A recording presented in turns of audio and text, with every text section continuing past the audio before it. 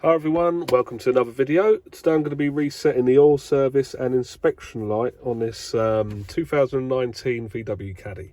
Now this should work for anything from around about 2016 up until about 2020. So first thing you're going to do, you're going to have to put your foot on the brake. Parking recording will now start. Excuse the dash cam.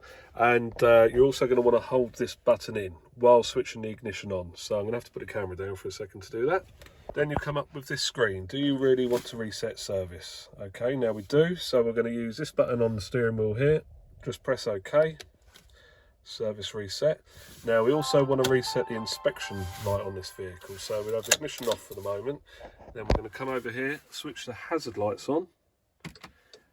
And we're going to do the same again. We need to hold this button in and switch the ignition on, but our foot must be on the brake when we do that. So we get foot on the brake. Put the phone down for a second, press the right hand button, switch your ignition on, and again you're going to come up with, do you really want to reset?